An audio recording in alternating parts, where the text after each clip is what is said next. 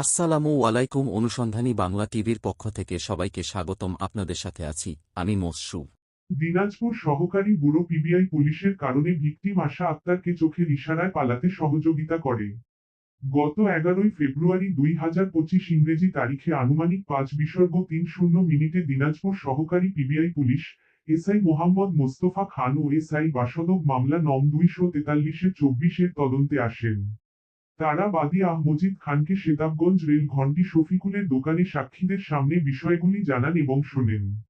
পরে বাদী সাক্ষী জবানবন্দি প্রদান করেন। তৎক্ষণাৎ 3 নং বিবাদী মোছা আশা আক্তার পিতা লাইসুর রহমান, 2 নং বিবাদী লিপি আক্তার স্বামী লাইসুর রহমান এবং 1 নং বিবাদী লাইসুর রহমান পিতা মৃত মফিরুদ্দিন, যারা গুচ্ছগ্রাম আবাসন 1 নম্বর ইউপি নাফানগর বড় সুলতানপুর থানা বোচাগঞ্জ জেলা দিনাজপুরে বসবাস করেন। তাদের বাড়িতে পিবিআই পুলিশ তদন্তে গেলে প্রায় 1 ঘণ্টা পরে 3 নং বিবাদী মোছা আশা আক্তারের স্বামী আহমজিদ খানের বাড়িতে পিবিআই পুলিশের 2 সদস্য আশা আক্তারাকে জিজ্ঞাসাবাদ করতে আসেন। তারা প্রশ্ন করেন, আপনার স্বামীর বাড়ির টাকা পয়সা, গহনা, বাড়ির মালামাল কোথায় রাখা হয়েছে? এই প্রশ্নের উত্তরে আতঙ্কিত হয়ে যান মোছা আশা আক্তার।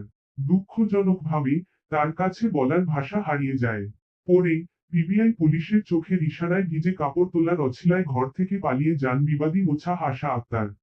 বাড়ির সামনে 2 এসআই পিবিআই পুলিশের সঙ্গে কথা বলছিলেন বাদী আহমজিদ খান। তারা সাক্ষী হিসেবে রয়ে গেছেন, কারণ তাদের সামনে কিভাবে পালিয়ে গিয়েছিলেন। তবে ওই সময় তারা কোনো ব্যবস্থা গ্রহণ করেননি।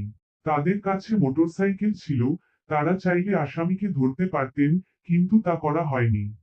এটি আসলেই এক ধরনের নির্মম পরিহাস। সাধারণ জনগণ যদি আইনের প্রতি আস্থা এবং বিশ্বাস হারায়, তবে আইনের প্রতি সম্মানও ক্ষতিগ্রস্ত হবে। সমাজের সাধারণ মানুষ এমন অবস্থার সৃষ্টি হলে আইনকে কখনোই বিশ্বাস করবে না। তবে প্রশ্ন উঠছে, কেন এমন পরিস্থিতি সৃষ্টি হচ্ছে এবং কতদিন এভাবে চলবে? এদিকে গত 19 ফেব্রুয়ারি 2025 ইংরেজি তারিখের রাত সকাল 11:15টার দিকে সরকারি পুলিশ ব্যুরো পিবিআই রোড এলাকায় তৃপ্তি নিবাস ছাত্রাবাসে 23 ফেব্রুয়ারি 2025 ইংরেজি তারিখের রাত সকাল 9:22 সময় আকাশ ছাত্রাবাসে এবং একই দিনে সন্ধ্যা সকাল 6:39 সুলতান ছাত্রাবাসে লোকেশন ট্র্যাক করা হয়। পিবিআই পুলিশ যদি চায়, তারা সঠিক তদন্তের মাধ্যমে পাথর থেকে রস বের করতে পারে। এই দেশের অনিয়ম, দুর্নীতি, চাঁদাবাজি, কালোবাজারি, নারী ও শিশু পাচার, চুরি, ডাকাতি, রাহাজানি সবকিছুতে তারা ইচ্ছা করলে অনেক কিছু করতে পারে। কিন্তু কেন তারা এসব না করে? দিনাজপুর আদালত থেকে যে ধরনের মামলা পিবিআই পুলিশের মাধ্যমে তদন্তের জন্য দিয়ে থাকে, সেখানে চাঁদাবাজি এবং দুর্নীতির অভিযোগ উঠেছে, যা বিশ্বস্ত সূত্রে জানা গেছে।